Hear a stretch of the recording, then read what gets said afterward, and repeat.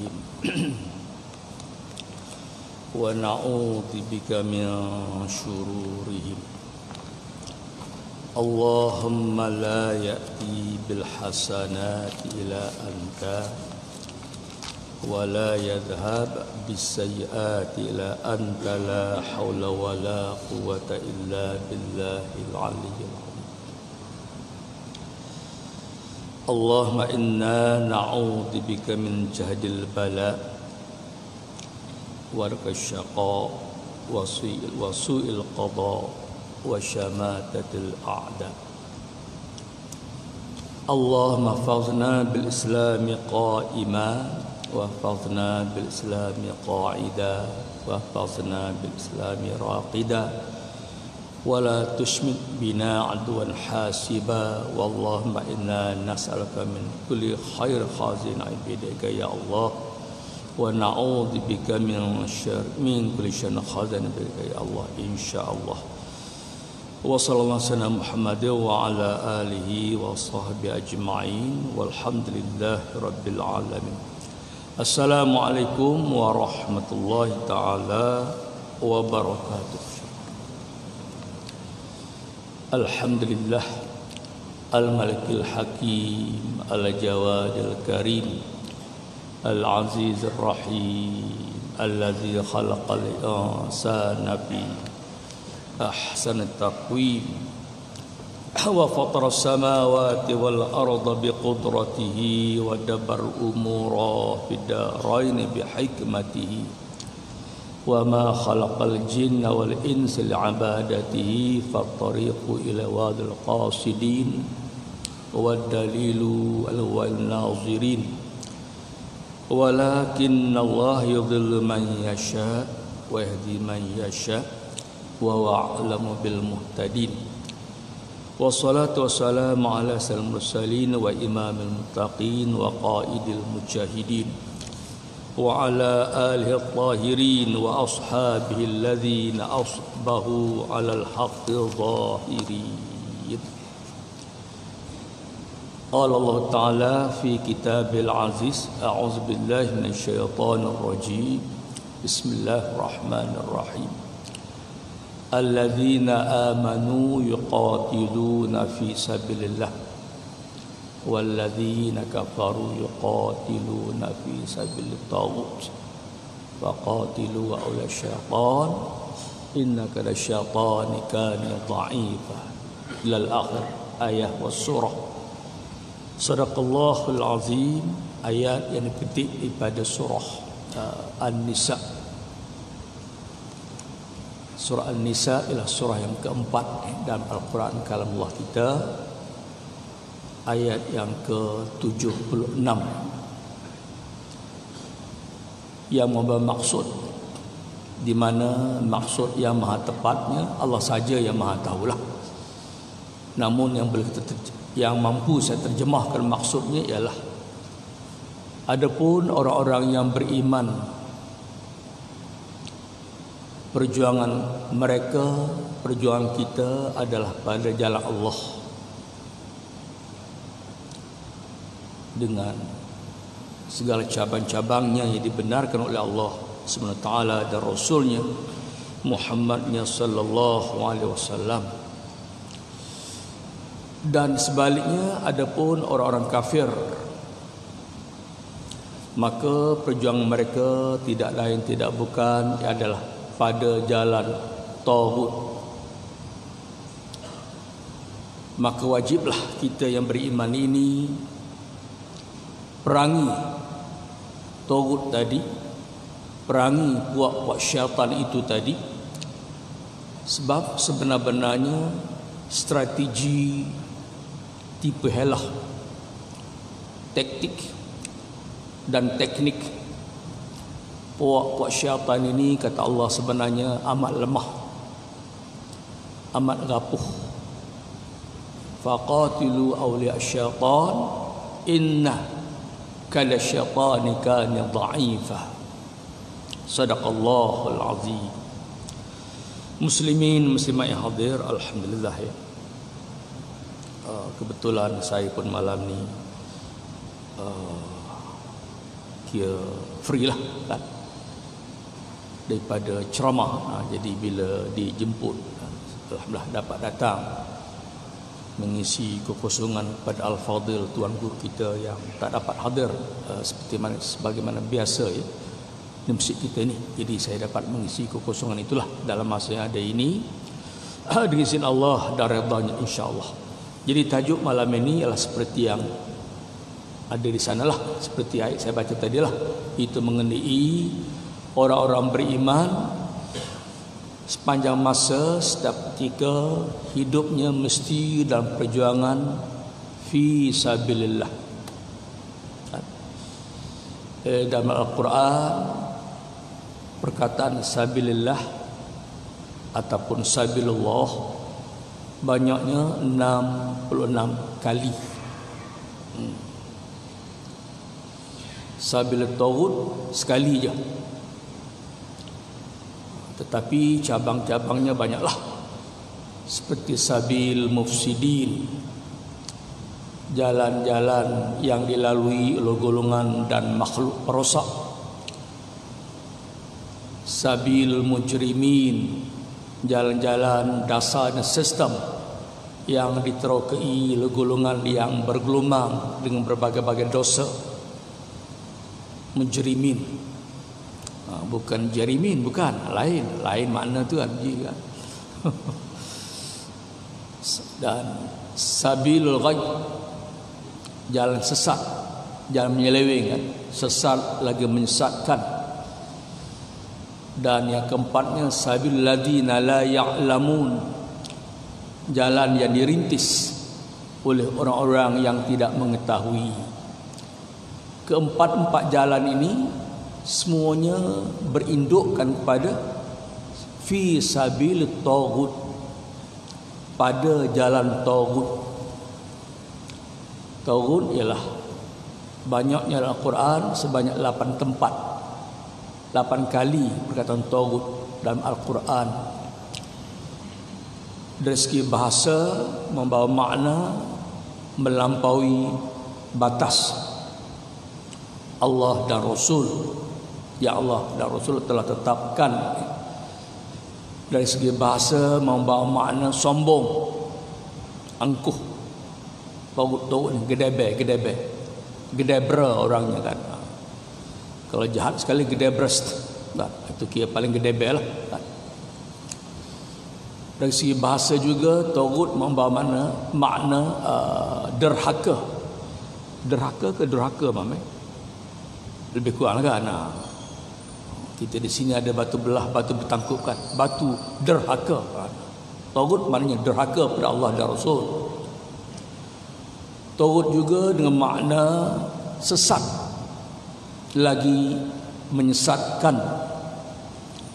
Dan kelimanya taghut juga dengan makna melanggar ketentuan akidah, syariat, ibadah, akhlak dalam Al-Quran dan dalam hadis Nabi yang sahih dan hasan sallallahu alaihi wasallam. Itu dari segi bahasa. Dari segi istilah pengajian, taghut membawa maksud apa saja kesesatan, apa saja kezaliman, apa-apa saja kebatilan, apa-apa saja kemungkaran, apa-apa saja kejahilan, apa-apa saja kemaksiatan. Itu taghut. Atau juga taghut membawa makna hawa nafsu, terutamanya hawa nafsu ammarah.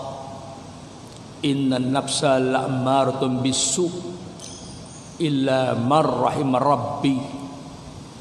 Dalam surah Yusuf surah 12 ayat yang ke-53, sesungguhnya kata Nabi Yusuf kita alaihissalam, ya Allah wahyukan Al-Quran, sedangkan Nabi Yusuf belum ada lagi, makhluk belum ada lagi, alam belum ada lagi, kalamullah dah sedia ada, bersamanya maha ada semula jadinya Allah, yang ada tak ada permulaan dan tak ada kesudahan kan, selama-lamanya. Tiba-tiba Allah beritahu Nabi Yusuf berkata, sesungguhnya nafsu ammarah saya ni, kata Nabi Yusuf, siang malam tak ada kerja lain mendorong saya untuk membuat perkara-perkara jahat, asu, syirik, nifak, berpura-pura Islam, berpura-pura beriman, berpura-pura sembahyang dan sebagainya, fasik, tak buat apa yang diperintah sebagai wajib dan sengaja tidak meninggalkan apa yang dilarang sebagai haram, itu fasik. Ataupun kufur dan murtad, ataupun bid'ah yang terang, dalalahnya, itu asu namanya.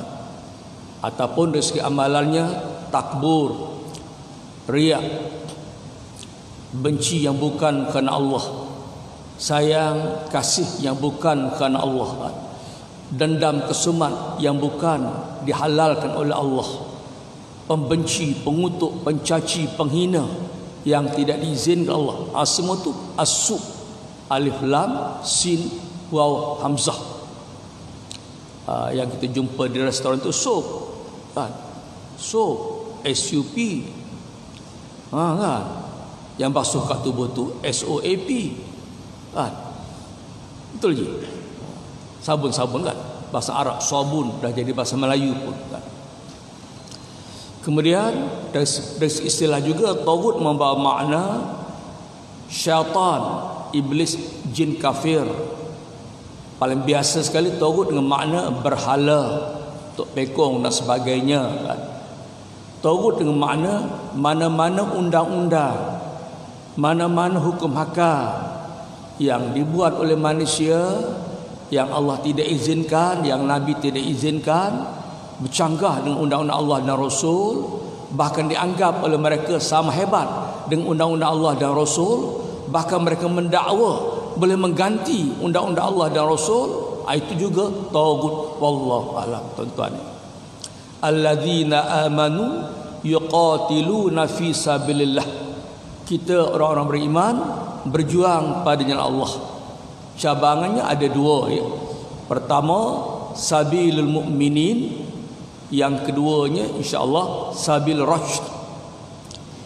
Sabil mu'minin, jalan yang dilalui orang beriman, terdapat dalam surah An-Nisa sekali lagi, surat yang keempat, juzuk yang ke-6, ayat 115. Wa may yushaqiqir rasul min ba'di ma tabayyana al-huda wa yattabi' ghayra sabilil mu'minin nuwallihi ma tawalla wa nusla jahannam wa sa'at masira. Ini cabang kepada sabilullah, itu sabilul mu'minin. Satu lagi sabilur rasyad, jalan petunjuk, jalan yang benar. Wallahu a'lam. Tuan-tuan,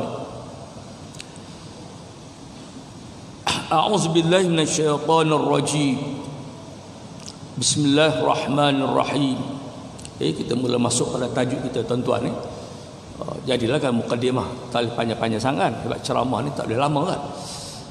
Ayatnya ayat 67 daripada surah Al-Maidah, surah yang kelima, juzuk yang ke-6, ayat yang ke-67. Kepada tuan-tuan yang nak cari dalam handset ke, dalam Al-Quran ke, ayat 67 ni, Tuan Ji, dia selepas ayat 66. Dia sebelum ayat 68, insya-Allah. Ini bantuanlah kepada tuan-tuan yang susah nak jumpa, kan. Ayatnya berbunyi, ya ayyuhar rasul balligh ma unzila ilaika min rabbik, wa illam taf'al fama ballaghta risalatah wallahu ya'simuka minan nas innallaha la yahdil qaumal kafirin. Wahai Rasul, Nabi kita Muhammad sallallahu alaihi wasallam, dalam Al-Quran perkataan ya Rasul ada dua kali.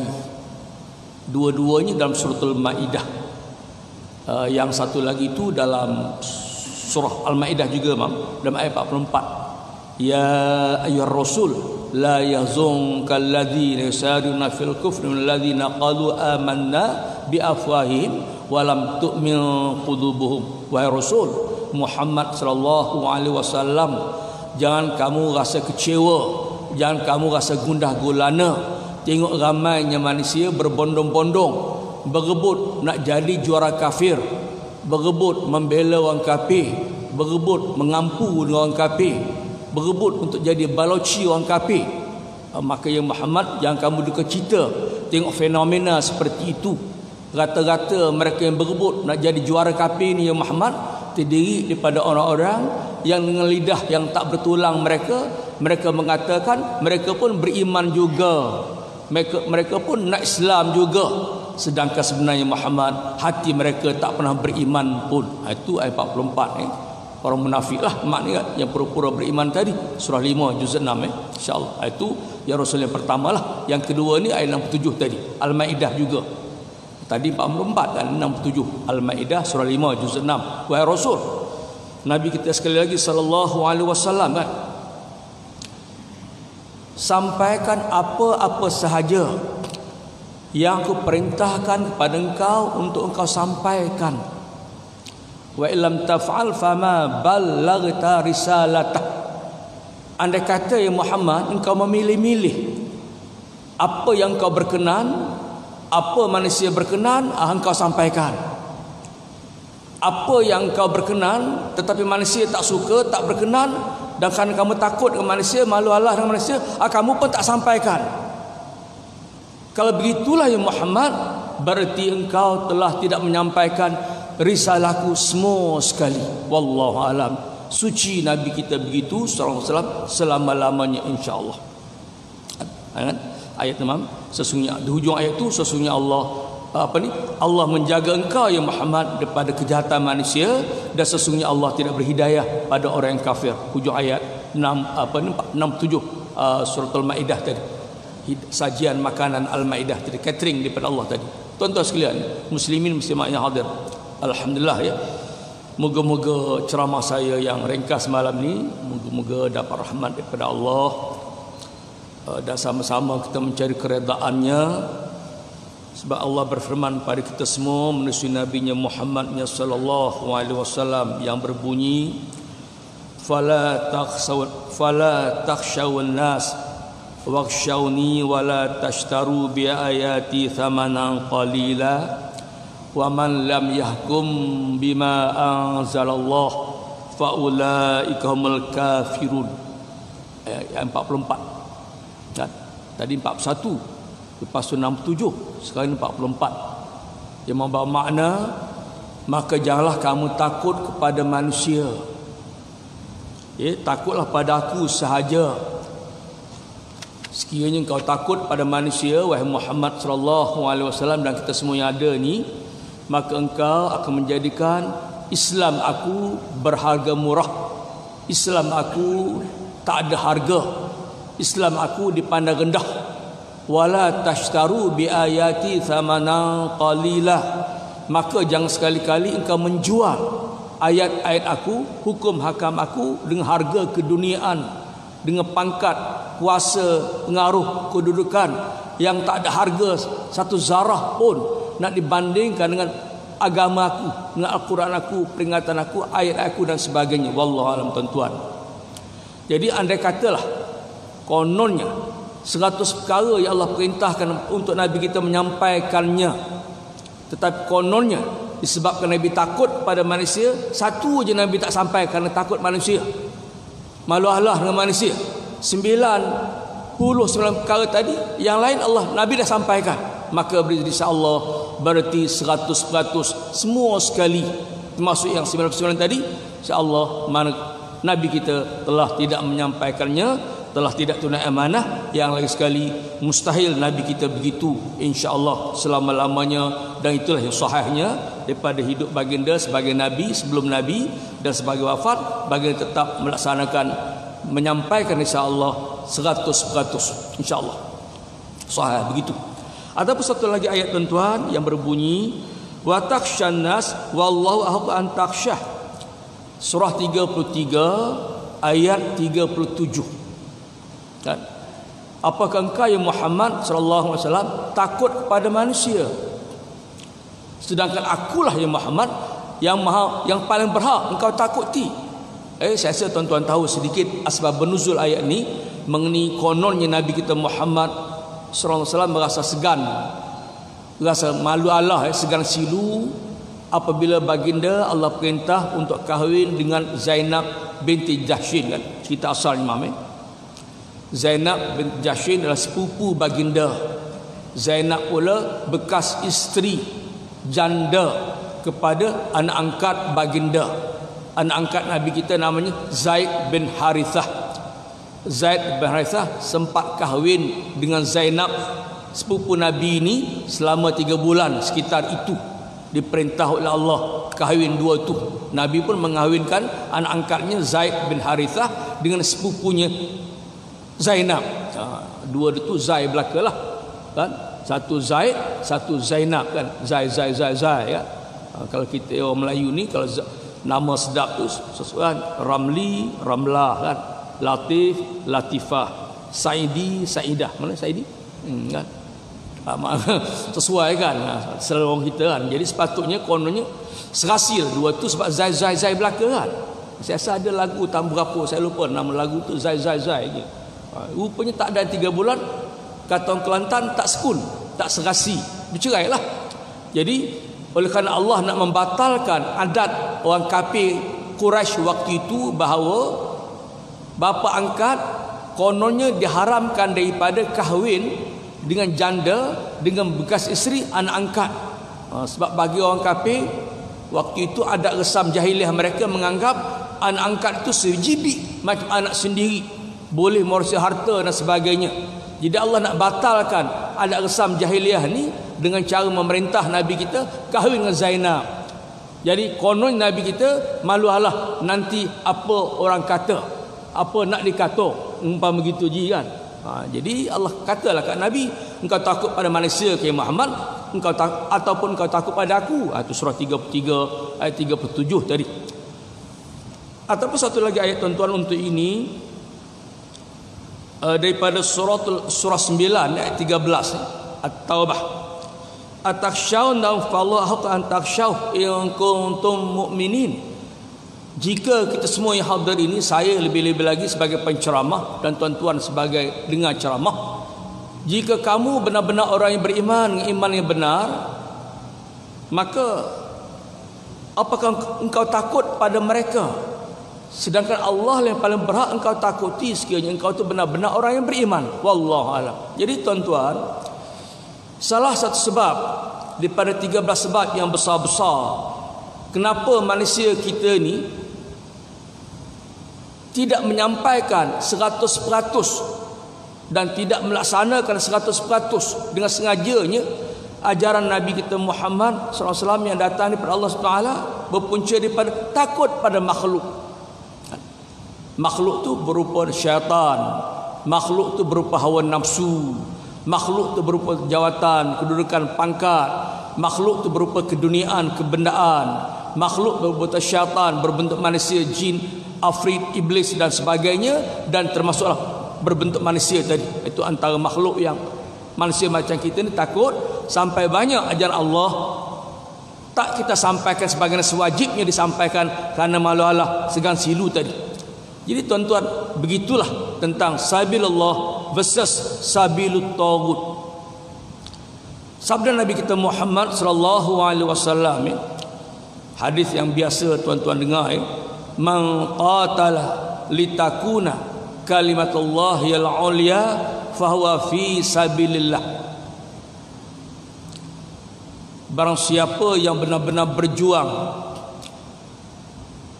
untuk mendaulatkan kalimah la ilaha illallah sebagai kalimah yang tertinggi di atas segala yang tinggi, sebagai kalimah yang teragung di atas segala keagungan, kalimah yang terkemulia, yang termulia di atas segala kemuliaan yang dimuliakan oleh manusia, maka bermakna kata Nabi, orang itu benar-benar berada dalam perjuangan fi sabilillah, perjuangan pada jalan Allah, atau perjuangan di dalam jalan Allah, atau perjuangan di jalan Allah. Fi itu ada 3 makna kan, di dalam, pada, ataupun di. Faya tu. Jadi tuan-tuan, perjuangan untuk mendaulatkan la ilaha illallah Sebab saya rasa tuan-tuan seperti saya juga mengetahui, menyedari la ilaha illallah yang ada pada kita ini rata-ratanya ialah la ilaha illallah yang dikawal oleh manusia. Kita wajib bergerak, berhijrah, bermujahadah menuju kepada la ilaha illallah yang mengawal manusia. Kita lenis dan menganut la ilaha illallah yang dipimpin, diperintah oleh makhluk, oleh manusia, oleh sesebuah negara dan sebagainya. Kita wajib berhijrah kepada menuju kepada Islam yang memimpin, mengawal manusia, Islam yang memerintah sebuah negara dan seumpamanya. Sebab selagi tuan-tuan Islam yang kita anut tu dikawal oleh manusia, tidak mengawal manusia, dipimpin oleh manusia, tidak memimpin manusia, di bawah manusia, tidak mengatasi manusia, besar kemungkinan la ilaha illallah atau Islam yang kita anut itu masih dalam fi sabilit taghut wa na'udzubillah min dzalik. Samalah juga tuan-tuan, ini maaf saya sebut sesuatu yang mungkin tuan-tuan jangan dengarlah konon-kononnya kan. Kalau dengar pun mungkin benci ke, takut ke, tak berkenan ke. Maklum kita selera kita, nafsu kita kan jahat kan, wallahualam. Saya dan tuan-tuan ni, itu kita nak bergerak daripada Islam, daripada la ilaha illallah yang ikut undang-undang buatan manusia, ia ikut kehendak perlembagaan buatan manusia. Kita nak hijrah menuju kepada Islam sebagaimana yang termaktub dalam Al-Quran dan sunnah Nabi kita Muhammad sallallahu alaihi wasallam. Maka barang siapa yang benar-benar berjuang begitu, insya-Allah kata Nabi, maka perjuangannya benar-benar fi sabilillah. Lain daripada itu dibimbangi sangat-sangat, mungkin termasuk dalam fi sabilit taghut yang maknanya 19 makna. Saya dah senaraikan sebentar selalu sebelum tadi tuan-tuan. Balik asal insya-Allah. Jadi tuan-tuan sekalian, untuk memperjuangkan kalimah thayyibah kita ni, kalimah syahadah kita ni, maka kita wajib berada dalam fi sabilillah. Sebab fi sabilillah satu-satunya password akses untuk menuju kepada siratal mustaqim, untuk menegakkan, mendaulatkan la ilaha illallah yang memerintah manusia tadi, yang bukan diperintah oleh manusia tadi. Maka wajib dalam fi sabilillah. Dan fi sabilillah tuan-tuan, dia ada 37 pasangan. Pertama mesti ada al-wala dan al-bara. Kalimah la ilaha illallah yang kita lafazkan selalu tu mengandungi al-wala dan al-bara. Al-wala patuh setia pada Allah dan Rasul, dan apa saja yang diperintah oleh Allah dan Rasul untuk kita patuhi, wa imma larangan, wa imma suruhan, wa imma suruhan, wa imma larangan. Itu al-wala. Alif lam waw lam alif hamzah. Lawannya ialah al-bara. Alif lam bara alif hamzah. Datang di perkataan bara'ah. Baraya hamzah bara'ah. Makna dari segi bahasa al-bara' ini ialah membebaskan diri, memisahkan diri, menjauhkan kehidupan kita daripada sesuatu yang Allah benci, Allah murka, yang Nabi benci, yang Nabi murka. Itu al-bara', al-bara'ah, ya? Ataupun dalam kata lain membenci, ataupun kata lain memerangi. Itu al-bara'. Dalam kalimah la ilaha illallah tuan-tuan sudah maklum, al-bara'-nya terletak pada la ilaha, al-wala'-nya terletak pada illallah. Tuan-tuan sudah maklum, la ilaha membawa makna kami tak nak ekonomi yang lain. Illallah, kami hanya nak ekonomi yang datang daripada Allah SWT, yang dibawa nabinya sahaja sallallahu alaihi wasallam. La ilaha, kami tak nak dasar sistem politik yang lain. Kami nak hanya illallah, dasar politik yang Nabi bawa daripada Allah sahaja semata-mata. Itu yang kami nak. La ilaha, kami tak nak cara hidup yang lain. Kami hanya nak illallah, cara hidup yang diajar Nabi SAW daripada Allah SWT. Itu dan seterusnya lain-lain tuan-tuan. Jadi la ilaha itu al-bara', menolak, menangkis, menepis, mencampak jauh-jauh. Illallah tu mengambil. Dalam bahasa lain tuan-tuan, la ilaha tu seumpama buang yang keruh. Maafkan saya, La ilaha tu seumpama buang yang keruh, illallah tu ambil yang jernih. Lagi sekali Tuan Haji Jeremy ada satu lagu tahun berapa puluhan saya lupa lah. Ambil apa, buang yang keruh, ambil yang jernih. Lagu apa-apalah saya lupa kan. Dalam bahasa lain juga tuan-tuan, al-bara' itu membawa makna racun. Jangan dimakan, jangan diminum, kena dibuang, kena dicampak jauh-jauh. La ilaha illallah tu ubat ataupun madu. Maknanya jangan minum dua-dua, keracunan kita nanti. Dan Islam juga melarang saya dan tuan-tuan hanya ambil Allah, itu minum ubat, minum madu, tetapi tak buang racun, tak nyahkan racun. Islam nak pada saya dan tuan-tuan, ambil Allah, buang tagut, ambil Allah, buang syaitan, ambil pahala, buang dosa. Ambil pahala tu al-wala, buang dosa tu al-bara. Faham? Dia ada 37 kandungan ni. Pertama al-wala, al-bara. Dua-dua ini isi pada fi sabilillah. Kedua basyirah wa nadhira, berita gembira kepada kita yang beriman ini, pahala, rahmat, redha, syurga. Basyirah ada 12 kali dalam Quran, dan nadhira pun 12 kali dalam Quran. Nadhira ialah ancaman, amaran, ingatan Allah pada orang munafik dan orang kafir, azab kubur, azab api neraka. Jadi basyirah wa nadhira itu kandungan fi sabilillah. Yang lain lagi misalnya tegak yang ma'ruf, cegah yang mungkar. Tegak yang ma'ruf itu al-wala, cegah yang mungkar tu al-bara. Tak boleh buat dua-dua. Apa yang wajib kita buat, ambil satu, buang satu. Ambil ma'ruf, buang mungkar. Saya rasa tuan-tuan tahu makna al-ma'ruf ni. Sebab setengah-setengah kita ni Tuan Haji, dia hanya tahu Mustafa Ma'ruf. Apa yang ma'ruf dia? Saya rasa orang lama macam saya faham, kenal kan? Pelakon lama kan? Ada lagi ke? Ada lagi ni. Panjang umur alhamdulillah, Mustafa Ma'ruf. Jadi generasi muda lagi tak faham apa itu ma'ruf, apa itu mungkar kan? Apa itu halal, apa itu haram, apa itu sah, apa itu batil, apa itu suci atau najis kan? Apa itu hak, apa batil, langsung mereka tak peduli kan? Generasi tua macam kita pun kadang-kadang lalai daripada mempedulikannya. Jadi kandungan fisabilillah itu ada 37. Pertama al-wala, al-bara. Kedua tegak ma'ruf, cegah mungkar. Ketiga basyiran wa nadhira. Empat buat apa yang Allah perintah, tinggalkan apa yang larang. Lima hizbullah dan hizbut taut. Semua sekali ada 74 bab 2 sebanyak 37 kali 2 insyaallah. Azan ni. Kita sambung sikit lagi tuan-tuan, lepasin Allah kepada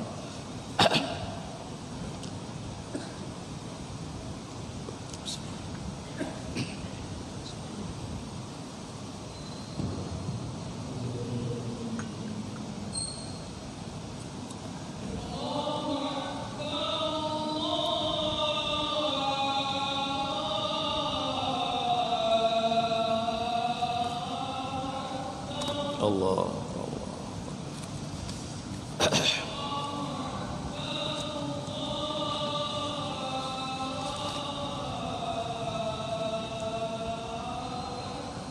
Allah Allah akbar.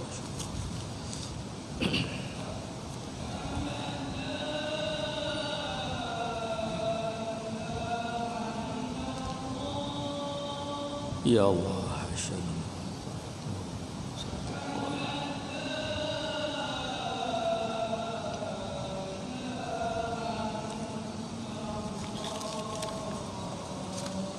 ya Allah.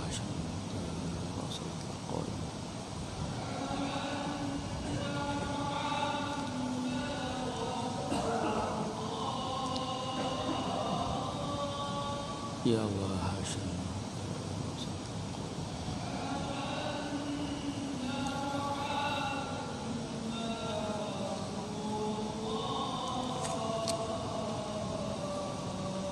ya Allah.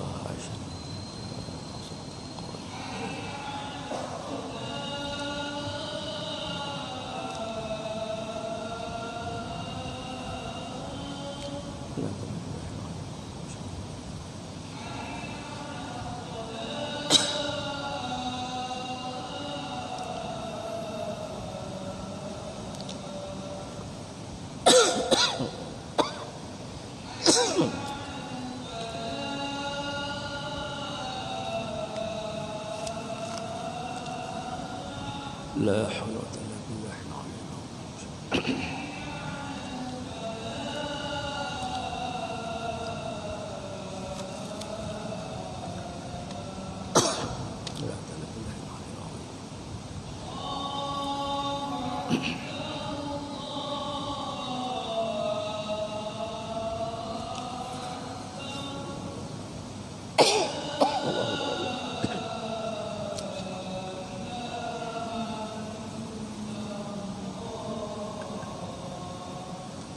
Ya Allah, la ilaha illallah Muhammad Rasulullah sallallahu alaihi wasallam.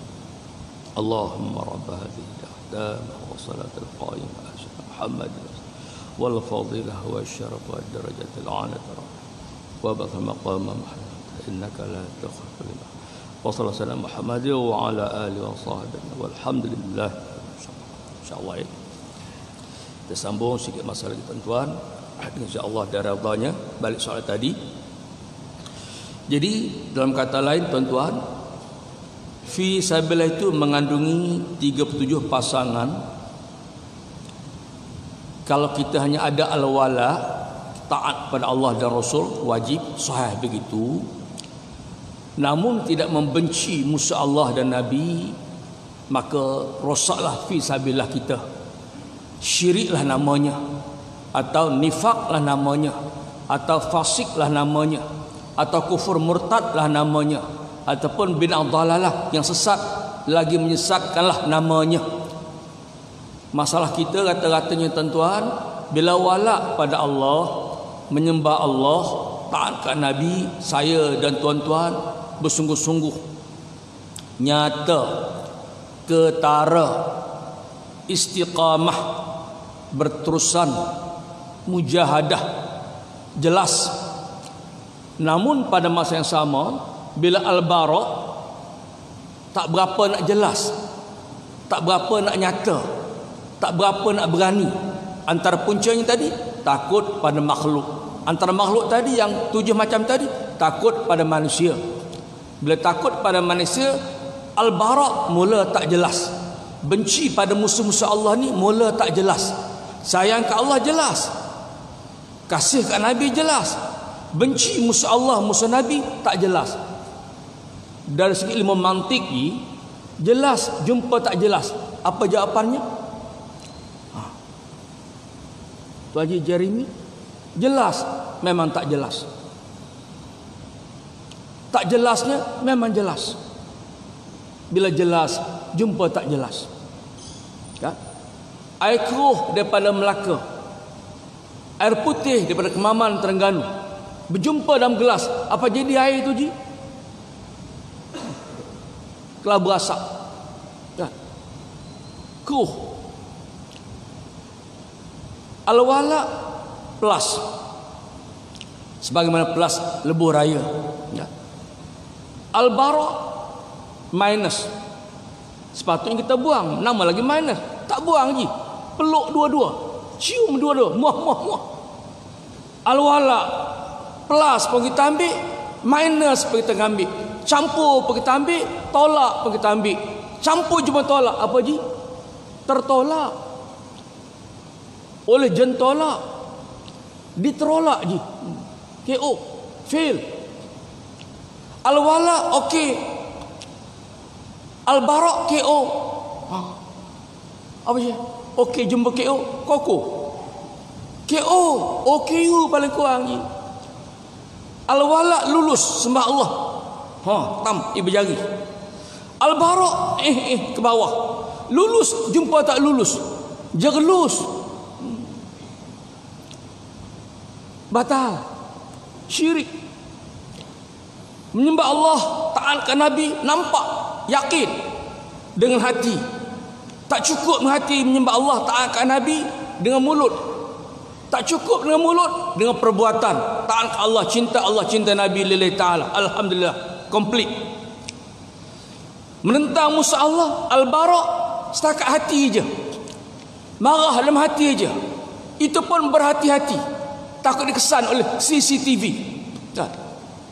Bila sampai tak mulut, bungkam. Diam je. Kata orang Kelantan, tak ketek-keti, senyap je. Perbuatan langsung tak ada yang mengesah kita benci musuh Allah. Jadi tak seimbang tuan-tuan. Walak pada Allah ada di hati, ucap di bibir mulut, ada perbuatan bukti kita sayang Allah, cinta Nabi dan sebagainya. Menentang musuh Allah setakat dalam hati je, ucapan bisu, perbuatan kosong. Ini kenapa tu? Antara puncanya takut pada makhluk, segan pada makhluk. Kita bimbangi tuan-tuan, bila keadaan tak seimbang seperti itu, fi sabilillah kita batal, rosak. Bila rosak fi sabilillah, sedar tak sedar rosaklah. La ilaha illallah yang kita ucap itu rupanya palsu, rupanya pura-pura. Sayang ke Allah okey, benci ke masa Allah tak berapa okey, tak berapa nak benci, bahkan mendokongnya, bahkan menjulangnya, bahkan menjunjungnya, bahkan mengasihinya, bahkan membelanya macam bela Allah. Bahkan bela Allah pun tak sehebat itu, bela musuh Allah lagi hebat. Ini lagi teruk. Na'udzubillah. Jadi tuan-tuan, balik asal lagi sekali, ada 37 pasangan isi kandungan kepada fi sabilillah. Saya ulang setakat sempat tuan-tuan. Pertama tadi al-wala versus al-bara.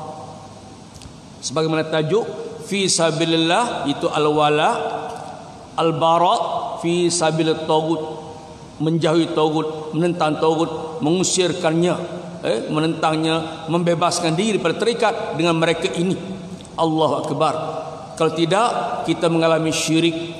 Syirik ada dua kan? Syirik akbar ataupun syirik jali ataupun syirik besar. Syirik akbar, syirik besar, akibatnya murtad. Na'udzubillah min dzalik. Satu lagi syirik kecil. Syirik kecil ada dua. Satu syirik yang nyata, wal ucapan mulut kita semua, kan? Seperti ucapan, seperti bersumpah selain daripada Allah, selain daripada nama Allah, maka itu syirik kecil. Ataupun syirik khafi, yang tadi nyata ucapan. Satu lagi syirik khafi. Antara syirik khafi itu dengar ceramah seperti kita ni umpamanya tak selera, tak selesa, menyampah, benci sebab tak serupa dengan hawa nafsunya, tak serupa dengan gayanya, dia tak berkenan. Itu syirik khafi. Takbur, riak, sum'ah, ujub, tadi saya awal tadi asuk tadi kan, iaitu pendendam, kesumat, pembenci, pemecah belah yang Allah tidak redha. Semua tu termasuk dalam syirik khafi. Tuan-tuan, ayat saya baca mula-mula tadi itu, innan nafsa la'ammartum bisu, kan? Illa mar rahimar rabbi, surah 12 ayat 53 tadi.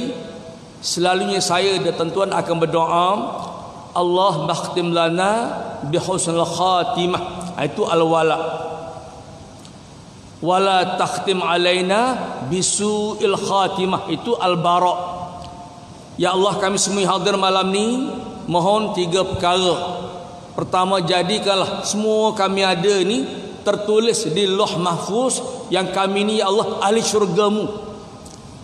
Masuk pertama dengan cara tanpa pemeriksaan, itu bila kami menjadi wasabiquna sabiqun ulaikal muqarrabun, suratul waqiah.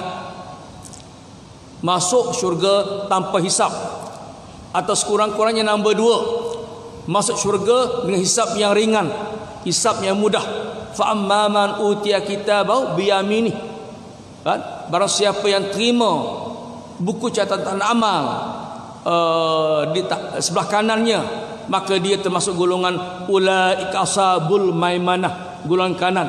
Mereka ini mengalami hisab yang ringan, pemeriksaan yang mudah oleh Allah di mahsyar nanti. Untuk jadi orang yang mengalami menikmati hisab yang ringan ini, Allah berfirman, fakku raqabatin au it'amu fi yamin dhi masghabah yatiman dha maqrabah ya miskinan dha matrabah, sampai akhir kepada thumma kanal ladzina amanu wa tawasaw bis sabri wa tawasaw bil mahramah ulaika ashabul maimanah. Surah Al-Balad surah 90. ayat 11 sampai 17. Ayat ni ada 5 syarat. Hendaklah mereka beriman sampai menyampai kesabaran, sabar dalam taat, sabar meninggal maksiat, sabar dalam jihad, sabar dalam menentang musuh Allah, sabar berbala dan sebagainya. Lepas tu yang ketiganya, sabar menyebarkan sayang, al-marhamah. Bila ada tiga-tiga ni, dia bebaskan hamba, dia bantu beri makanan kepada mereka yang lapar, rumah, kediaman, makan, minum, kebajikan, pelajaran, pendidikan. Dia bantu anak-anak yatim, terutama kaum kerabat yang terdekat, dan dia bantu orang fakir miskin. Semua sekali 7. Siapa-siapa ada 7 ni, mereka akan menikmati sebagai golongan kanan. Bila nikmati golongan kanan, mereka akan masuk syurga hisab yang ringan, insya-Allah. Manakala golongan muqarrabun tanpa hisab, dua-dua ni darat ke syurga. Pertama tanpa hisab, yang kedua hisab yang mudah oleh Allah. Yang nombor 3 tersangkut oleh syirik akbar ataupun syirik asghar. Syirik akbar masuk neraka selama-lamanya, tak keluar-keluar dah. Syirik asghar neraka dulu. Barangkali satu masa nanti keluar juga daripada neraka, barangkali. Allah saja Maha tahu. Syirik asghar ada 2 tadi. Syirik kecil ada 2 tadi. Satu yang zahir, yang nyata oleh ucapan dan perbuatan kita. Satu lagi yang tersembunyi, khafi, iaitu riya, sum'ah, takbur, pendendam, pembenci yang bukan kerana Allah, yang kerana hawa nafsu dan sebagainya. Jadi tuan-tuan, balik soal tadi, bila saya dan tuan-tuan berdoa, Allah makhtim lana bihusnul khatimah, minta dengan Allah supaya nama kita termaktub di lauh mahfuz sebagai ahli syurga, insya-Allah. Dan kedua, minta dengan Allah supaya iman dan amal soleh kita tidak syirik. Bila iman dan amal soleh kita tidak syirik, barulah iman dan amal soleh kita tu dirahmati oleh Allah, dan barulah masuk syurga. Saya rasa ada catatan di nota tuan-tuan di papan putih tadi, berbunyi jangan dalam bahasa yang selalu saya gunakan, jangan terlalu bergantung pada amalan. Syirik namanya. Sebab iman dan amal soleh semata-mata belum tentu ke syurga. Kan ada hadis Nabi tu. Saya rasa tuan-tuan dah biasa dengar kan. Baiklah, saya baca ayat dalam ayat tuan-tuan. Innal ladina amanu wa amilus solihat kanat lahum jannatul firdaus nuzula. Kan? Khalidina fiha la yabun anha hiwala. Kan? Ayat 107, 108 Al-Kahfi surah 18 juzuk yang ke-11. Sesungguhnya orang yang beriman dan beramal soleh, tempatnya syurga firdaus. Dia tak akan keluar selama-lamanya, dan dia tak suka pindah pada syurga-syurga yang lain. 107, 108 Al-Kahfi. Namun Allah letak syarat pada ayat 110 akhir surah Al-Kahfi 110, akhirnya berbunyi, faman kana yarju liqa rabbih falyamal amalan salihan wala yusyrik bi'ibadati rabbih ahada. Jangan syirik. Jadi iman amal soleh hanya Allah terima bila tak syirik. Iman dan amal soleh itu al-wala namanya, fi sabilillah. Tidak syirik itu namanya al-bara. Kita tolak kesyirikan, kita singkirkan kesyirikan. Jadi iman amal soleh yang Allah rahmati bila iman dan amal soleh yang tidak syirik. Bila tidak syirik namanya ikhlas.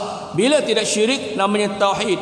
Bila tidak syirik namanya benar-benar mengesahkan Allah, benar-benar menyembah Allah dengan penyembahan yang sebenarnya. Bila syirik maknanya tidak ikhlas. Bila syirik maknanya tidak tauhid. Berarti Allah tidak rahmati, Allah tidak redai, maka Allah tak terima iman dan amal soleh tadi, maka nerakalah dia. Jadi tuan-tuan, syirik ada 2 tadi, syirik besar, syirik kecil. Sama juga nifak besar, nifak i'tiqad dan nifak amali. Kufur i'tiqad, kufur amali. Sama juga fasik i'tiqad, fasik dan seterusnya lain-lain lah. Balik asal doa kita, Allah makhtim lana bihusnul khatimah, itu al-wala. Kita semua ni nak kalau boleh termaktub di lauh mahfuz nama sebagai ahli syurga. 2, kita minta Allah rahmati iman amal soleh kita selama ini, selagi iman amal soleh kita tidak syirik. Iman amal soleh kita tidak syirik bila kita buat dua-dua, iaitu al-wala kita buat dan al-bara kita buat. Bila kita buat dua-dua, kita menyembah Allah kita buat, menentang tagut pun kita buat, barulah tidak syirik, barulah Allah rahmati, barulah layak ke syurga. Iman amal soleh kita insya-Allah. Apatah lagi nama kita termaktub di Lauh Mahfuz sebagai ahli syurga. Dan nombor 3, syarat nombor 3, taubat kita Allah terima insya-Allah.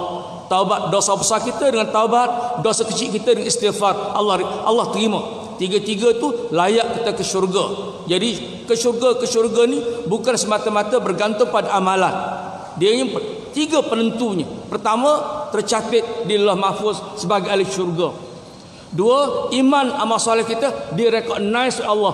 Allah rahmati, Allah accept sebab tidak syirik, sebab tidak menyekutukannya. Dan nombor 3-nya, taubat kita, istighfar kita, Allah ampuni, Allah terima, Allah ampunkan dosa kita. 3-3 tu insya-Allah syurga. Jadi dalam kata lain, banyak iman soleh macam mana pun, kalau syirik sia-sia. Di mana berlaku syirik, al-wala dia ada, tapi al-bara dia tak ada. Mana syiriknya, tegak ma'ruf dia buat, cegah mungkar dia tak buat. Mana syiriknya, perintah Allah dia buat, larang Allah dia tak tinggalkan. Mana syiriknya, basyiran dia sampaikan, nadhiran dia tak sampaikan. Mana syiriknya, Allah dia sembah, taghut dia tidak jauhi. Walaqad ba'athna fi kulli rasula an ya'budullah wa yajtanibut taghut. Surah 16, juzuk 14, ayat 36. Semua nabi-nabi, rasul-rasul, misi visinya sama, mengajak manusia menyembah Allah, al-wala, dan mengajak manusia menjauhi taghut, al-bara. Ataupun maaf saya tuan-tuan, ya betul ayatnya. Satu lagi ayatnya berbunyi walladzina najtanabut taghut an ya'buduha wa anabu ilallah. Itu dalam surah Az-Zumar, surah 39 ayat 17, juzuk 23. Adapun orang-orang yang menjauhi taghut, iaitu al-bara, dan kembali kepada Allah, iaitu al-wala. Tiba-tiba dia kembali kepada Allah, dah insaf sebab dah pencen, dah bersara, dah tua, dia selalu datang ke masjid, sembahyang tak berhenti, qiyamul lail, tahajud, puasa sunat, puasa wajib, puasa sunat, sebab ni memang dia bersunat pun kan, alhamdulillah. Tapi sayang pada masa yang sama, al-bara dia tak buat, cegah mungkar dia tak buat, menjauhi hizbus syaitan dia tak buat. Sebab pasangan yang berikutnya dalam fisabilillah ialah Hizbullah versus Hizbus Syaitan. Semua kita malam ni wajib menjadi Hizbullah, dan wajib masa yang sama membebaskan diri daripada Hizbus Syaitan. Syirik berlaku bila kedua-dua hizbul itu dipeluknya, dirangkulnya. Hizbullah pun dia, Hizbus Syaitan pun dia. Na'udzubillah min dzalik. Dia sayang Hizbullah sebagaimana dia sayang pada Hizbus Syaitan. Bahkan pada puak syaitan dia lagi sayang daripada sayangnya pada Hizbullah. Na'udzubillah min dzalik. Wala bagaimanapun tuan-tuan. Dan sebaliknya, wala taqtim alaina bisul khatimah. Itu al-bara. Ya Allah, kami semua yang hadir malam ni, jangan sekali-kali jadi kami mati dalam keadaan bad ending. Su'ul khatimah, sin waw hamzah, su, jahat, buruk, bad. Bukan BED, itu tidur, katil kan. Ini BAD, bad kan? Bad, BAD. Jadi bad ending, su. Jadi tuan-tuan, saya dan tuan-tuan selalu berdoa dengan doa tu macam wajib. Allah makhtim lana bisul khatimah. Ya Allah, kami tak nak mati dalam keadaan su, iaitu mati dalam keadaan takbur, mati dalam keadaan riya, mati dalam tercabut iman, batal syahadah dan sebagainya. Tiba-tiba dalam hidup kita hari-hari kita buat amalan asyuk tadi, gara-gara nafsu ammarah yang ada pada saya dan tuan-tuan. Nafsu ammarah yang ada pada kita tu mendorong kita buat kerja jahat. Kita pun buat kerja jahat, tidak al-bara', tidak meninggalkan kerja jahat. Tapi dalam doa Allah makhtim lana wala takhtim ala bisul khatimah. Kami tak nak mati dalam keadaan jahat, tapi hari-hari buat kerja jahat. Macam mana tak jahat orang tu? Dia minta dengan Allah, jangan mati dalam keadaan jahat, jangan mati sebagai orang jahat. Tiba-tiba hari-hari dia buat kerja jahat. Macam mana Tuan Jeremy, please answer my question. Munafik lah namanya, lalai dalam doa kan. Innallaha la yaqbalu min qalbin ghafil. Allah tak akan terima doa yang orang lalai. Dia berdoa dengan Allah, tak nak mati sulul khatimah. Tiba-tiba hari-hari dia buat perangai su. Kerana nafsu amarahnya tadi, riak, ujub, semua syirik, nafik, lalai dan sebagainya. Wallah tuan-tuan. Jadi balas lagi sekali. Masa dalam kesingkat tuan-tuan sabda Nabi kita Muhammadnya sallallahu alaihi wasallam yang saya lagi sekali. Hadis Nabi ni biasa tuan-tuan dengar la tusahib illa mu'minah wa la yakul ta'amaka illa taqiyun. Hadis daripada Imam At-Tirmizi, hadis hasan sahih, membawa makna jangan kamu bersahabat melainkan orang-orang yang beriman. Itu al-bara', meninggalkan larangan Nabi.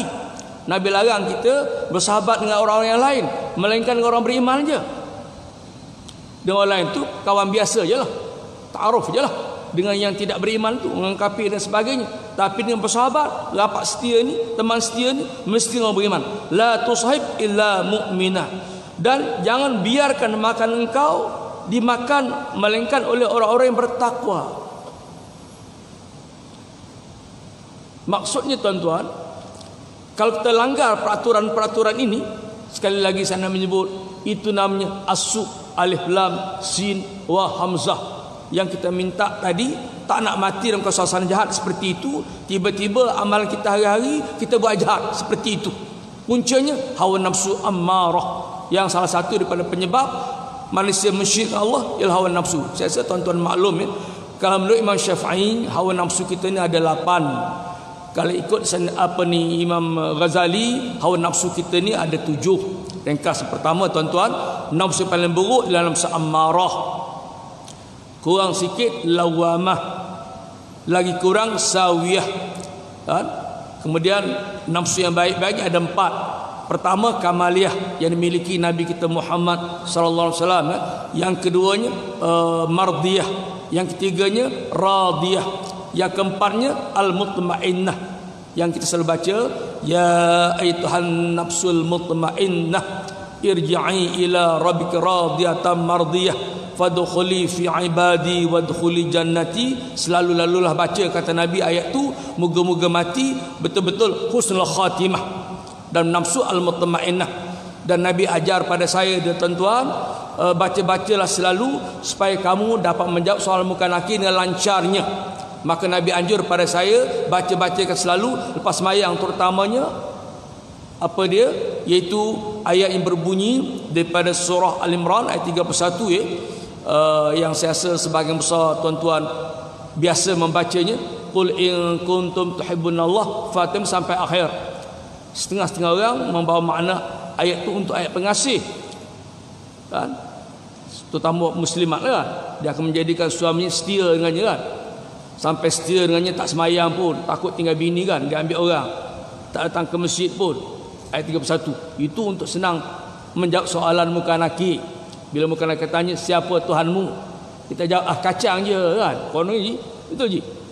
Dan Nabi pesan kepada saya untuk terang benderang kubur kamu, bacalah ayat inna fatahna laka fatahan mubina, ayat 1 dan 2 surah Al-Fatah 48 juzuk 26. Berapa banyak yang kita nak baca pun, semua hadis At-Tirmizi tuan-tuan. Kemudian bacalah selalu supaya kamu tak sesat daripada mahsyar. Itulah dia tuan-tuan, ayat yang tuan-tuan selalu baca itu tabarakalladzi biarikal mulk, ayat 1 dan 2 surah Al-Mulk, surah 67 juzuk 29, surah mengenai kerajaan Allah, kerajaan Al-Quran, kalam Allah. Kemudian Nabi ajar pada saya dan tuan-tuan untuk memudahkan hisab kita mudah, ringan, lancar daripada mahsyar, bacalah ayat kata Nabi la ilaha anta subhanaka inni kuntu minaz zalimin, ayat 87 Al-Anbiya.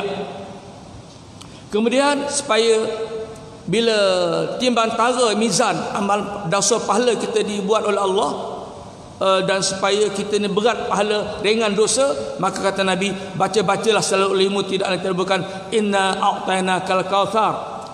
Dan supaya saya dan tuan-tuan lulus meniti siratal mustaqim dengan lancarnya, sebab kita sedia maklum 1000 orang yang lalu siratal mustaqim semua jatuh neraka belaka, seorang saja ke syurga, iaitu kita malam ke syurga. Maka kata Nabi baca-bacalah selalu qul huwallahu ahad, Allah sebab banyak yang kita nak baca. Dan bila sampai ke lepas siratal mustaqim kata Nabi, supaya kamu tu disambut oleh aku diajak oleh aku untuk mandi telaga Al-Kautsar, maka kata Nabi, baca lagi sekali surah yang imam kita baca tadi, yang entah baca, saya lupa tetap perasan iaitu ayat faman ya'mal mithqala dzarratin khairan sampai akhir. Semua tu dipanggil al-wala. Semua tu akan sia-sia tuan-tuan bila saya tak buat al-bara. Saya tidak membenci musa Allah, tidak menentang undang-undang dan hukum hakam yang bercanggah dengan Allah dan Rasul.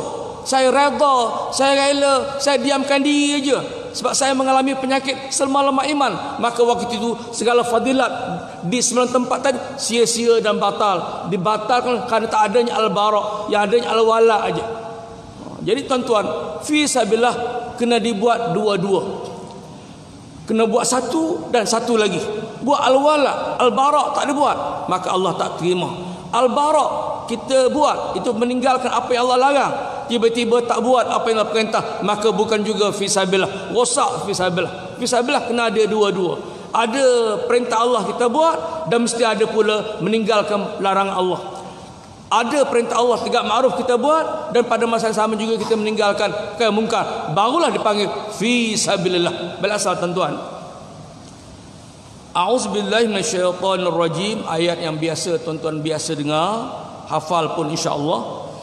Ayat ni nak cerita mengenai lalai lah. Sebab lalai pun ada dua, lalai i'tiqadi, lalai dari segi i'tiqad, dan lalai amali. Lalai amali ni tuan-tuan seakan-akan serupa dan lupa lah. Mana manusia dalam dunia ni yang tak lupa kan? Bukan saja orang Melayu kita yang lupa kan? Semua bangsa dalam dunia ni memang selagi bernama manusia lah lupa. Bukan orang Melayu je kan, kan? Kadang-kadang kita lupa je. Kita lupa bahawa bukan orang Melayu saja lupa kan? Kita pun lupa kan, wallahualam kan? Kadang-kadang kan kita terlupa kan? Bukan kan? Sama juga, bukan saja bangsa Melayu yang malas, bangsa lain pun malas di dalam dunia kan. Dia ada belaka tu kan, ada hak rajin, ada malas. Cuma yang saya berkata ni, bila lupa tu berkekalan dan lupa berpanjangan, maka dipanggil lalai. Lalai tu ada dua, lalai yang besar dan lalai yang kecil.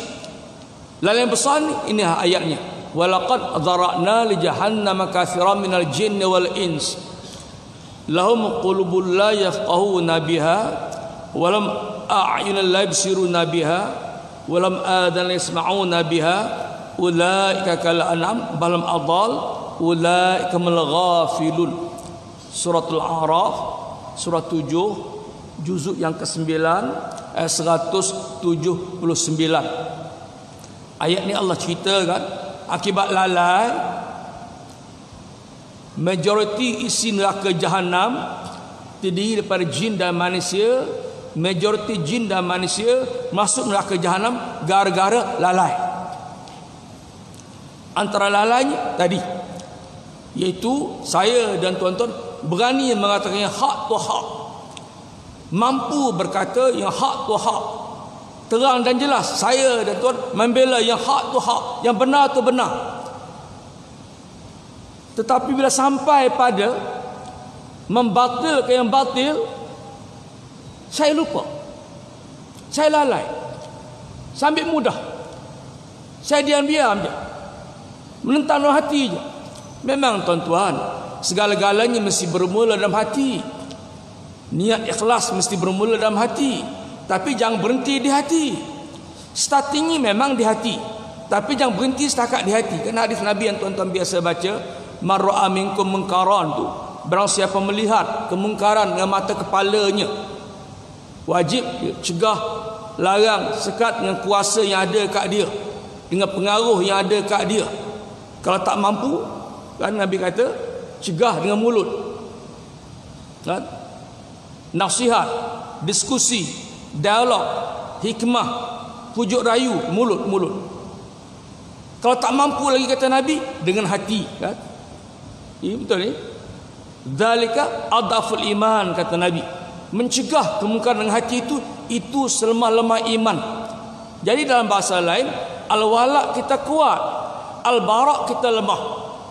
Menghakkan hak kita kuat, membatalkan batil kita lemah, menghalalkan halal kita jelas kuat, mengharamkan haram lembik lesu, diam-diam, senyap-senyap, slow-slow aja ji. Itu lalai. Bukan lai-lai. Itu bahasa Cina. Ini lalai. Ini akibat lalai. Rupanya neraka jahanam. Itu kita lalai tuan-tuan. Jadi ayat tadi membawa makna. Dan sesungguhnya kami, kata Allah, jadikan untuk isi neraka jahanam majoritinya terdiri daripada jin dan manusia. Mereka mempunyai hati tapi tidak memahami dengan hatinya, tidak menggunakan hati untuk memahami ceramah-ceramah dan sebagainya. Mereka ada mata tapi tak dipergunakan untuk melihat kebenaran, kekuasaan Allah. Dan mereka ada telinga tapi tak digunakan untuk dengar ayat Allah. Mereka itu bagaikan binatang, bahkan mereka lebih sesat daripada binatang tadi. Mereka itu orang-orang yang lalai. Jadi tuan-tuan, sedar tak sedar, mengaku tak mengaku, ramainya di luar sana dalam dunia ini binatang yang pinjam rupa manusia. Ramainya. Kaki dua, kepala hitam, makan roti canai, nasi lemak, nasi kerabu, nasi belauk. Rupanya dia haiwan rupanya. Cuma tak merangkak aja, tak jalan kaki empat. Sebab apa? Lalai. Bahkan kata Allah, mereka lebih sesat kepada binatang ternak tadi. Jadi tuan-tuan, bila saya dan tuan-tuan mengatakan apa yang umpama lain mengatakan suci itu suci, tapi tak berani nak katakan yang najis itu najis, maka saya ditimpa najis syirik, ataupun najis nifak, ataupun najis fasik, ataupun najis murtad kufur, ataupun najis bid'ah dhalalah, gara-gara lalai tadi. Wa na'udzubillah min dzalik. Kami semua ya Allah daripada begitu walau bagaimanapun. Jadi tuan-tuan, penutup katanya insya-Allah darah banyak ialah bahawa macam mana macam mana kita nak kuatkan balik yang pasangan yang sebelah kiri itu. Sembah Allah kita buat bersungguh, rajin, nampak, istiqamah. Apatah lagi dah bersara sekarang kan, hari-hari ke masjid tak lekang, alhamdulillah, al-wala, istiqamah. Sebab kita tahu istiqamah itu janji ke syurga. Apa ayatnya?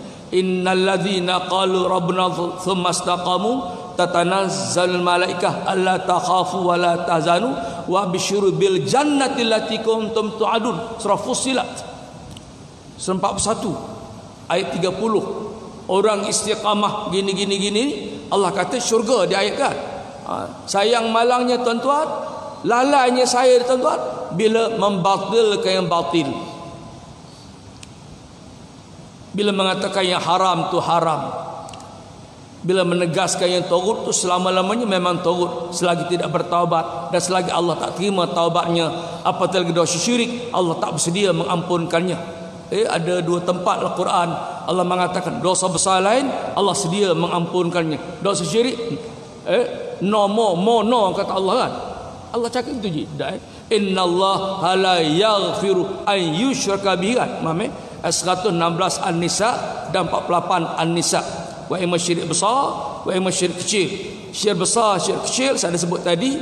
Kalau syirik besar Allah berfirman, innal munafiqina fid darkil asfali minan nar. Masuk neraka selama-lamanya lapisan paling bawah. Itu syirik besar. Syirik kecilnya masuk neraka dulu barangkali sahih begitu, masuk neraka dulu sahih begitu, dan barangkali keluar semula ke syurga semula. Jadi tuan-tuan, penyampai saya malam ni ialah macam mana saya dan tuan-tuan nak jadikan supaya masuk syurga. Cara satu, tanpa hisap. Paling kurang cara nombor dua, hisap yang ringan. Sebab Nabi kata kalau hisap tu detail, pemeriksaan Allah tu terperinci, memang tak harapan ke syurga, mesti darat ke neraka dulu. Wal'iyadu billah. Jadi rupa-rupanya ke syurga ni dua jalan je. Masuk syurga tanpa hisap, dan masuk syurga hisap yang ringan. Bila suci daripada syirik, fasik, nifak dan murtad dan bid'ah dalal tadi. Untuk sucikan daripada penyakit ini, kita jangan lalai. Untuk jangan lalai, kita ada tiga yang saya sebut tadi. Pertama tuan-tuan, kita mohon pada Allah nama kita ahli syurga di Lauh Mahfuz. Yang kedua, iman amal soleh kita Allah terima, Allah iktiraf. Nombor tiga, dosa kejahatan kita Allah ampuni insya-Allah. A'udzubillahi minasyaitonirrajim. Bismillahirrahmanirrahim. ayat penutupnya tuan-tuan, insya-Allah dari radanya untuk saya sampaikan untuk diri saya sendiri dan tuan-tuan juga yang hadir. Hadis penutupnya saya sampaikan malam tuan-tuan berbunyi, ya, daripada Abi Bakrah radhiyallahu ta'ala anhu, qala sami'tu Nabi sallallahu alaihi wasallam ughdu aliman aw muta'alliman aw mustami'an aw muhibban wala taqnal khamisah fatahlika wal khamisah an tubdil ilma wa ahlah. Hadis At-Tabrani dan hadisnya termasuk dalam Hasan Sahih, membawa makna, ya. Jadilah kamu seorang yang berilmu, yang menyampaikan ilmunya semampu yang termampu. Al-wala disampaikan, al-bara juga disampaikan. Perintah Allah disampaikan, larangan Allah juga disampaikan. Tegak ma'ruf juga disampaikan, cegah mungkar disampaikan. Menjadi Hizbullah pun disampaikan, menentang Hizbul Syaitan pun disampaikan, mengajak menyokong Allah kepada Allah pun disampaikan, mengajak menentang musuh Allah oleh syaitan pun disampaikan. Itu namanya orang yang aliman. Atau nombor dua kata Nabi, muta'alliman, orang yang belajar, macam sebahagian tuan-tuan yang ada depan saya malam ini, insya-Allah. Dan nombor tiganya, orang yang mendengar, macam sebahagian lagi tuan-tuan yang hadir pada malam insya-Allah. Atau mempernya muhibban, iaitu orang-orang yang cinta ke ilmu dan ahli ilmu. Cuma dia tak sempat nak mari, tak sempat nak datang, kan? Tapi dia pro, dia sokong, dia minat, muhibban. Kata Nabi yang nombor 5-nya, jangan jadi golongan kelima. Sebab jika kamu menjadi golongan kelima, kamu akan binasa. Binasa apa? Al-wala dibuat, al-bara tak dibuat, maka al-wala binasa. Binasalah fi sabilillah kamu, binasalah la ilaha illallah kamu, tak masuklah kamu ke syurga, kamu akan binasa dan neraka. Itu maksudnya. Kalau jadi nombor 5, binasalah kamu. Binasa apa, ya? Iaitu binasalah misalnya kalau kita ambil lain contoh lain tuan-tuan, misalnya ayat yang saya sebut tadi, panjang apa ceritanya, yahqal haqqa wa batila wal karihal majrimun. Kamu mengatakan hak tu hak dan kamu tak berani pula mengatakan yang batil tu batil, maka binasalah amalan kamu yang duk berani yang hak tu hak selama ini, jadi sia-sia, habitat a'maluhum. Sebab mereka ini kata Nabi, mereka membenci ilmu dan membenci ahli ilmu. Dan puncak kebinasaan orang nombor 5 tuan-tuan ialah lalai yang berpanjangan. Ingatlah selama-lamanya lalai yang berpanjangan ni tempatnya neraka jahanam tadi. Jadi mari sama-sama tuan-tuan kita buat dua-dua setakat kita mampu. Al-wala al-bara, basyiran nadhira, targhib tarhib. Targhib penuh optimis dengan jamin Allah yang kita semua malam ke syurga. Targhib. Tarhib takut-takut kalau Allah tak terima. Targhib tarhib. Kita buat dua-dua itu. Ataupun kita buat dalam keadaan al-wa'ad al-wa'id. Al-wa'id al-wa'ad. Al-wa'id Allah janji kepada kita semua syurganya. Al-wa'ad Allah ancam kita dengan nerakanya. Jadi kita nak al-wa'ad al-wa'idnya dan kita hati-hati dengan al-wa'ad ancamannya. Ancaman ke neraka tadi. Ataupun tau'au wa karha, ataupun khaufan wa tama'a dan sebagainya.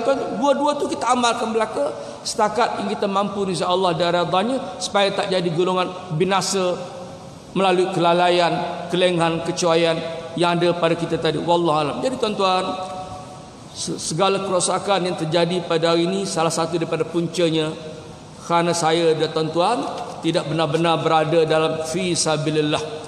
Bila tidak berada dalam fi sabilillah, berarti saya dan tuan-tuan benar-benar tidak berada dalam siratal mustaqim. Bila kita semain syak sebentar lagi tuan-tuan, saya dan tuan-tuan akan mohon ihdinas siratal mustaqim, siratal ladzina an'amta alaihim.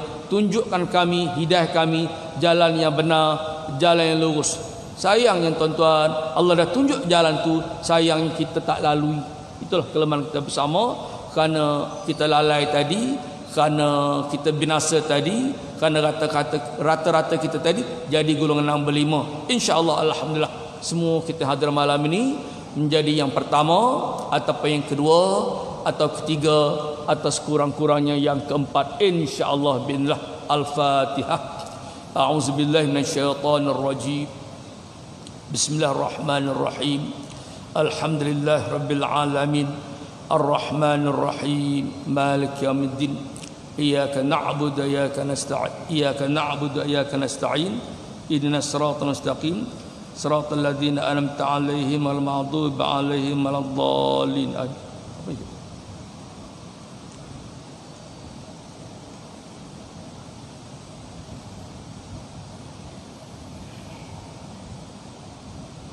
Oh. Ya, saya baca ke soalan. Ya gitu. Itu saya tak biasa dengan cara tuan-tuan je. Saya nak tanya, mengapa kita suka tengok saudara kita sakit? Ya. Apa masalah? Ya, barangkali maksudnya kenapa kita dianjur oleh Islam kita, khususnya oleh Allah dan Nabi-Nya Muhammad sallallahu alaihi wasallam, supaya kita suka, minat, teringin, gemar, tak takut, tak bimbang, tidak mengelak daripada menziarahi kan saudara kita yang sakit. Itu barangkali maksudnya kan, saudara kita yang sakit di rumah sakit kan. Kadang-kadang kita tak sakit, rumah tu sakit kan. Kadang-kadang kita yang sakit, rumah tak sakit kan. Yang ni saudara kita sakit. Jadi ada 4 tuan-tuan. Saya ringkaskan. Kalau berdasarkan Imam Ibn Athaillah rahimahullah ta'ala ya, pertama kita sedia maklum kan, sakit ni sudah tentu kepada saudara kita tadi. Pertama, mungkin sebagai hukuman Allah kepada dia di dunia, sebab Allah sayang kat dia. Sebab salah satu tanda Allah sayang tuan-tuan, Allah sakitkan dia, Allah kebalakan di dunia ni, supaya Allah tak sakitkan lagi di akhirat nanti, sebab dia telah dihukum di dunia. Kalau Allah tu benci seseorang, Allah jadikan, Allah tangguhkan bala, Allah tangguhkan sakit, sihat je dia, kena je, untung je, berjaya je, sampai dia syok sendiri kan, dengan istidraj tadi, dia rasa macam Allah suka.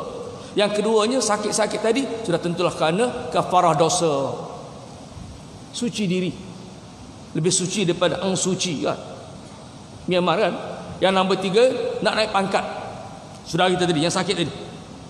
Jadi kita yang menziarahinya, Syekh Imam ke bila saya lupa Imam kita menziarahinya, kita tumpang semangkuk je. Apa dia? Kita dapat pahala daripada keredaannya, daripada kesabaran sakit. Dua apa je pahala lagi, apa kita dapat? Pahala yang kita dapat tidak lain tidak bukan, kita pun dapat elak daripada bala. Alhamdulillah. Pada nombor 3 ji, insya-Allah kita bersamanya akan bangkit di mahsyar nanti. Sebab hadis Nabi berbunyi, al-mar'u man ahba ilaih. Seorang itu kata Nabi akan dibangkitkan bersama orang yang dia sayang di pada mahsyar nanti, insya-Allah. Katakan orang tu orang soleh, insya-Allah dari redanya. Kita tak soleh macam dia lah. Kita hanya sekadar nama soleh aja. Maaf, nama soleh je kan. Kita nama soleh tapi tak berapa soleh. Dia tak berapa soleh. Dia tidak nama soleh tapi soleh. Jadi dia sakit ke apa ke, kita berkawannya, kita sayang kat dia, insya-Allah pahala kesolehannya hinggap kat kita. Tak ada pasal-pasal. Sakitnya yang dia redha, di mana dia soleh tadi, dapat kat kita. Kongsi, share. Kemudian kata Imam Athaillah, nombor 2-nya tuan-tuan, ziarah sakit tentu menjadikan kita ingat kepada Allah, rapat dengan Allah, jinak dengan Allah, mesra dengan iman, takwa, taubat, mujahadah dan sebagainya, insya-Allah. Dan nombor 3 kata Imam Athaillah, ada 4 sama sekali. Ziarah sakit kenapa digalakkan untuk kita suka menzahirinya sekali-sekali? Tidak lain tidak bukan untuk mengingatkan kematian, dan mempat tuan-tuan untuk menceritakan kepada kita bahawa lemahnya manusia. Kata Imam Ibn Athaillah, lemahnya kita manusia, dan itu memang pasangan kehidupan. Iaitu bahawa setiap yang sihat pasti akan sakit. Dan kita semua malam ni, terutama yang tua-tua macam saya ni, sakit yang kita tak dapat elak penyakit tua namanya. Tuan Haji Jeremy tua macam kita berdua ni, satu penyakit tua namanya kan. Wallahu a'lam. Tuan Haji muda lagi kan. Jadi tak ada sakit lah kan. Itu dipanggil ardal umur. Doa yang Nabi ajar pada saya tuan-tuan, Allahumma inna na'udzubika maafkan saya, minal bukhli wal kasal wal harami war dzal umur wa adzabil qubur wa adzabin nar ila al-akhir. Muslim dan Abu Daud. Ya Allah, kami semua hadir malam ni mohon daripada penyakit bakhil. Apa dia bakhil? Antaranya bakhil masa beragama kan. Ceramah sejam terasa panjang je, ceramah lain berjela-jela pun tak apa kan. Dan penyakit malas, sekian lalainya kita berdoa supaya tidak malas, tapi bila beragama kita malas. Dan nombor tiganya penyakit halarmi, itu penyakit tua. Dan penyakit keempatnya wardal umur, nyanyuk ni ukurannya dah kebudak-budakan kan. Dia terasa dia masih sohat, dia terasa dia macam tahu semua, dia terasa macam bijak semua, dia terasa macam waras, macam rasional, tapi kai ukurnya dah tuangan terbalik. Itu wardal umur. Jadi kita mohon dengan Allah melalui hadis Nabi doa tadi supaya tidak ditimpa penyakit demikian, sampai kepada kita mohon dengan Allah jangan azab kubur ditimpa pada kami, dan yang azab api neraka sampai akhir tuan-tuan. Itu saya sempat saya sampaikan sebaringkas barangkali untuk pertanyaan setakat yang saya fahamlah dalam masa yang ada insya-Allah darah dan tuan-tuan, fadilat dan hikmat kenapa dianjurkan sangat sampai dikatakan sunat muakkad oleh Imam Syafi'i kita dan Imam Ghazali diwajibkannya untuk ziarah saudara kita yang sakit ini kerana 4 faedah tadi. Al-Fatihah lagi sekali. A'udzubillahi minasyaitonirrajim. Bismillahirrahmanirrahim. Alhamdulillahirabbil alamin arrahmanir rahim maliki yaumiddin iyyaka na'budu wa iyyaka nasta'in ihdinas siratal mustaqim siratal ladzina an'amta 'alaihim ghairil maghdubi 'alaihim waladdallin. A'udzubillahi minasyaitonirrajim. Bismillahirrahmanirrahim. Alhamdulillahirabbil alamin. Ya Allah, kami mohon padamu dengan 3 Rabbana daripada 21 Rabbana semua sekalian Al-Quranmu ya Allah, iaitu Rabbana zalamna anfusana wa illam taghfir lana wa tarhamna lanakunanna minal khasirin. Yang keduanya Allah tak lain tak bukan Rabbana hablana min azwajina wa dzurriyyatina qurrata a'yunin waj'alna lil muttaqina imama. Nombor 3 ya Allah, Rabbana atina fid dunya hasanah wa fil akhirati hasanah. Itu al-wala kami Allah padamu dan pada nabimu lillahi ta'ala insyaallah. Wa qina adzabannar wa qina adzabannar wa qina adzabannar. Lindungilah kami Allah daripada azab neraka-Mu. Itu bahagian al-barak kami insyaallah. Allah makhtim lana bi husnul khatimah. Itu al-wala kami denganmu ya Allah dan Rasulmu Muhammad sallallahu alaihi wasallam. Wala takhtim alaina bisu'il khatimah. Itu al-barak kami insyaallah. Wa sallallahu Muhammad wa ala alihi wa sahbihi ajma'in. Walhamdulillah rabbil alamin. Jadi minta maaf tuan-tuan di atas penyampaian saya yang gopo-gopo tu kan, yang tak kesampaian ke, yang tak habis ke, tak sempat ke, terlupa ke, yang terlebih terkasar ke, sebab minta maaf zahir dan batin. Wabillahi taufiq wal hidayah. Assalamualaikum warahmatullahi wabarakatuh. Insyaallah.